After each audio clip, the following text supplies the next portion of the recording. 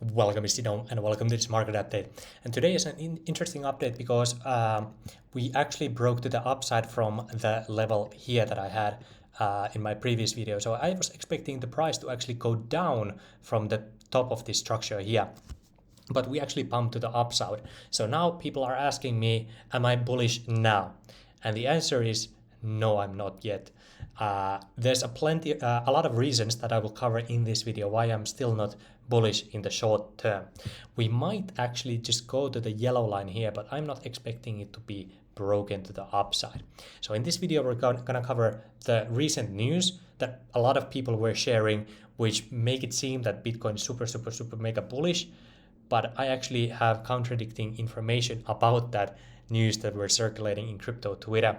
We're going to take a look at the fundamentals, and obviously we're going to take a look at the charts. And first off, let's take a look at the charts here. So here is the next resistance line, which is right about here. So here is the bottom from May 2024. We connected with this bottom here, and as you can see, this is simply another point of resistance where we had a reaction at. So this means that even though we broke to the upside from this structure has now been taken out of the picture. But we have this resistance line, and then we have this long-term yellow trend line as well, which acts as resistance. So unless we flip above that, I would not be super bullish before we go there, or we go to the bottom here where I can actually scout a nice discount on Bitcoin. But as of now, we are still not really there.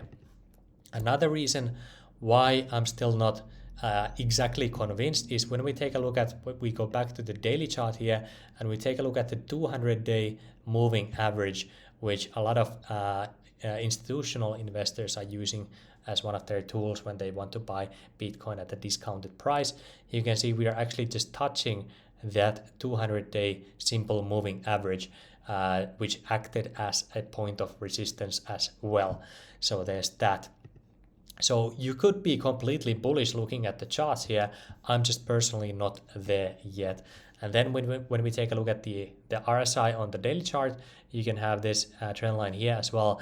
And I wouldn't want to flip bullish until we are actually above this RSI line here as well. Or we have another nice dump where I can get a cheaper Bitcoin. So obviously, this could be completely wrong, and we just continue to the upside. But what we can basically draw now is we can draw this line to the upside. So if this breaks to the down here, then I will be expecting a significant move to the downside.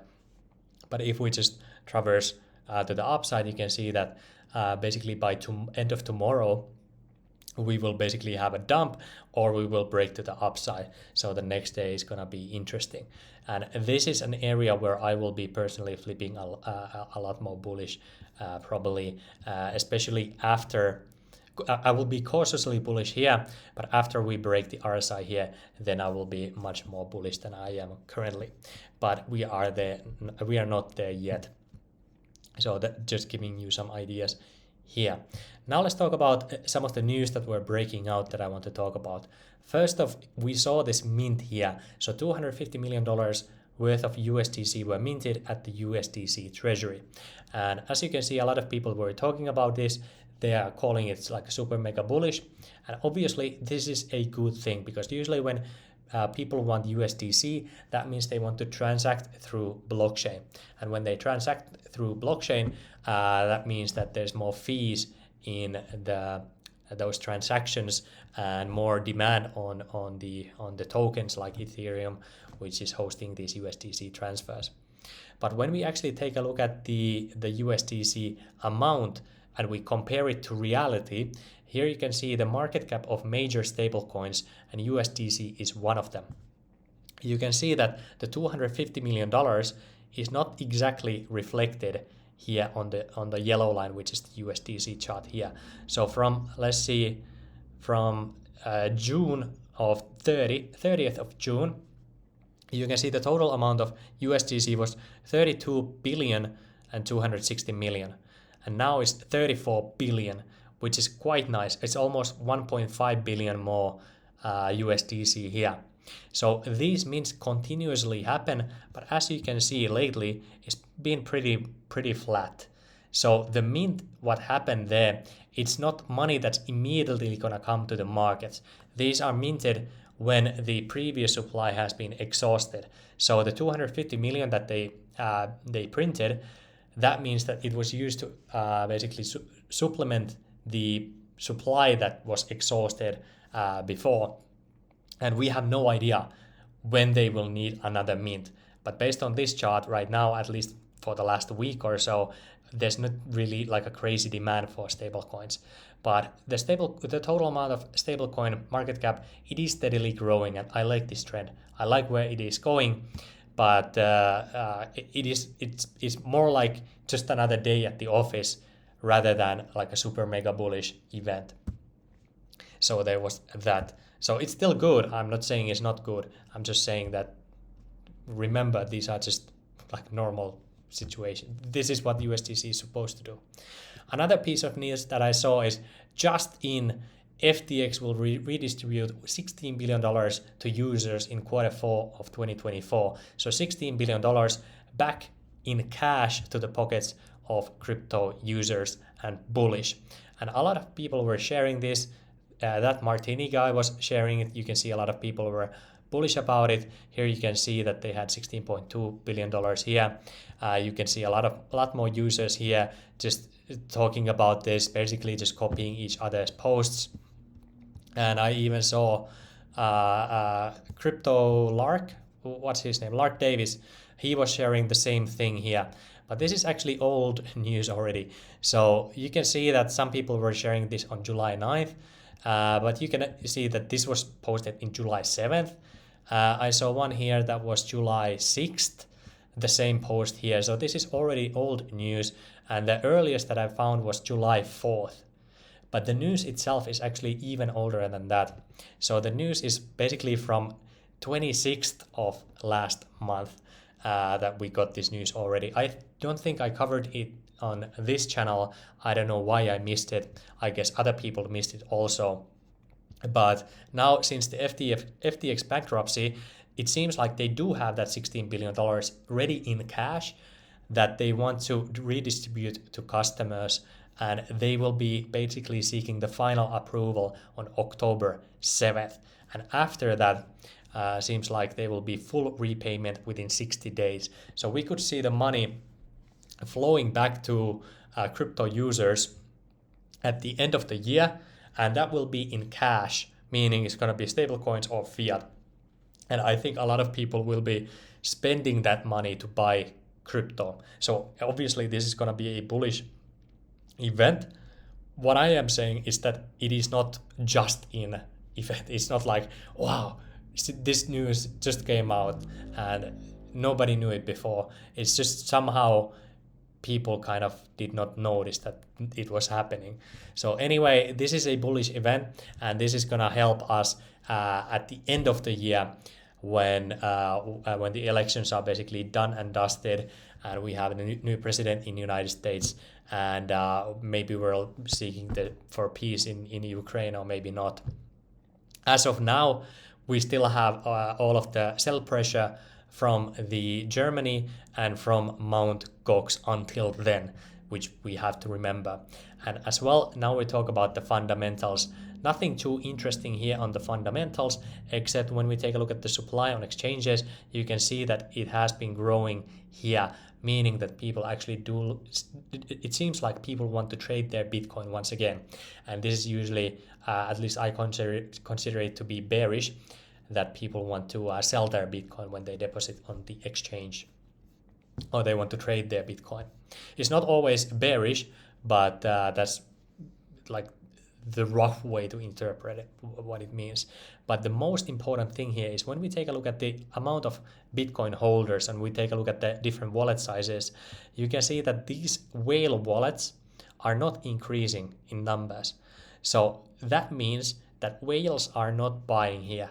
So whales are still expecting lower numbers here, because if the price just continues to climb, there's no demand for buying at these levels at the moment. And you can see retail investors are not buying either. So basically nobody is buying here. The only people who are buying right now are the ETF guys. So when we take a look at the ETFs from the last 2 days, from Monday we saw $295 million enter into the Bitcoin funds, the ETFs.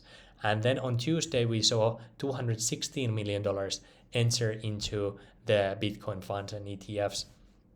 So this is obviously quite nice to see this number growing here. So we are seeing institutional interest at these levels, but the Bitcoin whales are still not really seeing a high amount of interest in Bitcoin at these price levels. So that kind of gives me the signal in the short term that the buying pressure is quite low. We saw this, let's say, bullish news, all of the big names in crypto were sharing this, but this will basically come into effect in Q4. It's not really bullish immediately. We still have all of the sell pressure coming for the next couple of months. And this could be delayed, we don't know. So what I'm basically just saying is that I'm not still flipping bullish in the short term. Obviously, if we flip higher here and we start to see those whales and other people kind of open up to crypto once again, then that's another story. Or we see some major catalyst like money printers going fully back online, but we are not seeing that yet. So let me actually show you the money printers also at the end of this video here. So as you can see from we're looking at the M2 money supply of all the major currencies in the market. And as you can see, the money supply has actually started to shrink again for the last couple of days. So we're not seeing a lot of money printing going on right now. What I am bullish about is the CPI numbers. So when the CPI numbers come, they will be lower, quite low, most likely, because what I've talked about in this channel as well is that the energy prices have come down. And as the energy prices have come down and these companies have laid off a lot of people, that means that their profit margins are higher, which means that they don't have to raise prices at these levels. Energy prices are down and their labor costs are down as well, so they don't have to raise the prices. So CPI is basically guaranteed to go down. So for that number, I'm quite confident or sure that the CPI will be good. So that could be a catalyst that just brings the markets higher. But all in all, I'm still not there, and you can basically expect me to flip on my ass and flip completely bullish when we see these indicators actually turn bullish, or when I see the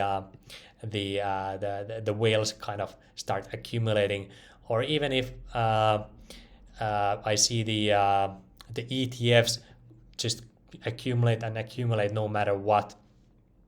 But as of now, I'm still not 100% convinced that we are headed to the upside here, even though I was wrong in the short-term move here. So all in all, my shorts are still open. So my short position was open here at about 57.5 or 6, somewhere around here. And I have another short, like a dollar cost average order here, right about 59,500. Right about here, and then I have a what is it called, stop loss here at $61,000. So if we go there, then I will be stopped out of my shorts, but I'm still basically expecting a move to the downside in the short term. And like I told you in the past, if you just want to accumulate Bitcoin at these price levels, these are still very, very good price levels. We are below 200-day moving average. So if you want to accumulate Bitcoin, this is a very, very good time to do that, and just don't worry about the small price moves here. But that's my analysis in the short term and to the medium term and long term. Obviously we are bullish, so that's my update for today. And if you like this content, make sure to hit the like button, consider following me on YouTube or Twitter, wherever. And if you want to join us in the Discord, there's a free group for us and the link is in the description. I will see you there or in the next video. Thanks and bye bye.